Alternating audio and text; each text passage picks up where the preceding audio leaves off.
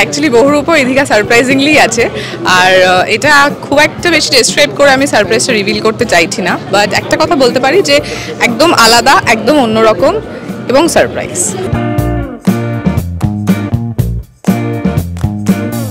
আমার রূপটা হচ্ছে একজন সাইকোলজিস্টের বহুরূপে, আর আমি এই বিষয়টা নিয়ে বারবার কথা বলি, বারংবার কথা বলি যে মানসিক অসুখ বলে আলাদা করে কিছু হয় না। আমাদের দেশে এখনও প্রচুর ট্যাবিউ, সাইকোলজিস্ট সাইকিয়াট্রিস্টের কাছে যাওয়া নিয়ে প্রচুর ট্যাবিউ।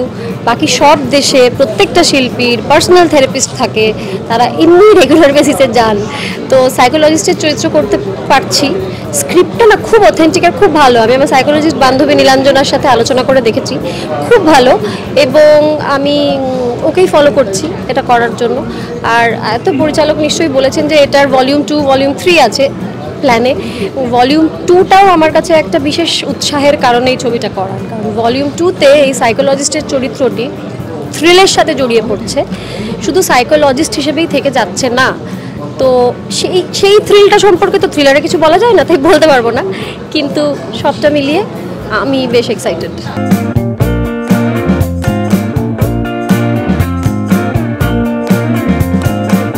7টি রূপে, ঠিক আছে, যেটা অ্যাট দ্য সেম টাইম আমার কাছে একটা বড় চ্যালেঞ্জ, এবং সেই চ্যালেঞ্জটা অ্যাকসেপ্টও করেছি। ভালো লাগছে, কারণ নতুনভাবে নিজেকে একটা এক্সপ্লোর করতে পারবো, সেই চেষ্টা সবসময় করে যাই, এবং আশা করি সার্থক হব। এবং প্রত্যেকের সাপোর্টে, সেটা ডিরেক্টর আকাশের থেকে, এবং প্রধান সেটা হচ্ছে সোমনাথ সোমনাথ কাকু, যে আমাদের মেকআপ ম্যান।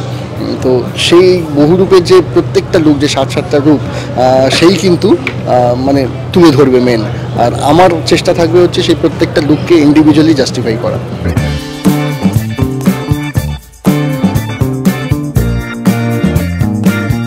না, বেসিক্যালি বহুরূপ গল্পটা বুঝতেই পারছি আমরা, বহুরূপ মানে অনেক রূপ রয়েছে এখানে। তো বহুরূপ গল্পের কনসেপ্ট থ্রিলার, বাট এখানে সব ধরনের জিনিসই আমরা দেখতে পাবো। তো থ্রিলার কনসেপ্টে যেহেতু বিষয় থাকে একটা, যে গল্পটাকে কীভাবে বাঁধবো, কারণ মানুষের মাথার উপর দিয়ে যেন চলে না যায় সেটাও দেখতে হবে, তার মধ্যে কমার্শিয়াল ঘরানা, মানে কমার্শিয়ালটাও দেখতে হবে। তো ছবিটা 2 বছর আগে প্ল্যানিং হয় মাথায় গল্পটা, তারপর আস্তে আস্তে আস্তে তৈরি হয়, 2 বছর ধরে তৈরি হয়। এবং এই গল্প বেসিক্যালি একজন অভিনেতার জীবনই বলবে, মানে একজন অভিনেতার তার অভিনয়ের অন্তরালে কী থাকে, মানে সুইচ অন অফ করতে হয় তাকে প্রতিটা মুহূর্তে। তো তার উপর বেস করে একটা গল্প, এবং তার পার্সোনাল লাইফ আছে, তার বাইরে তার কী কী ঘটে যায় জীবনে, তার উপর বেস করে গল্পটা পুরোটাই থ্রিলার আছে।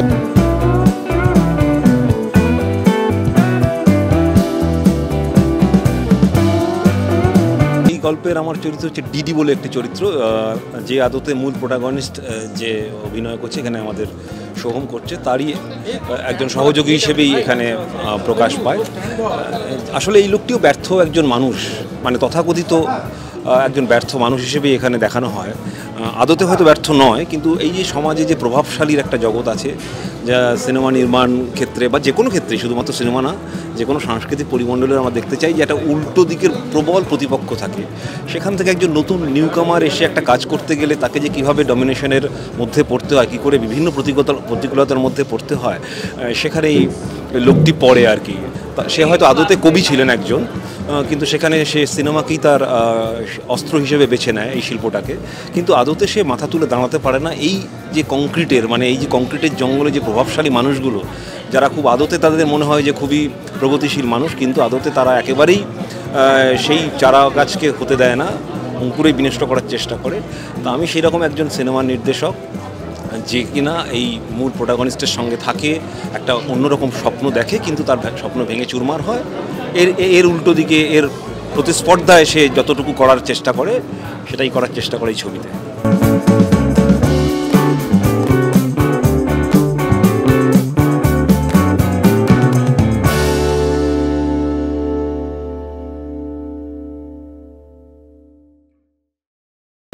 টলিউডের latest update, gossip and entertainment পেতে সাবস্ক্রাইব করুন শুধুমাত্র সিটি সিনেমা, আর ফলো করুন সিটি সিনেমার Instagram, Facebook, Twitter and share chat.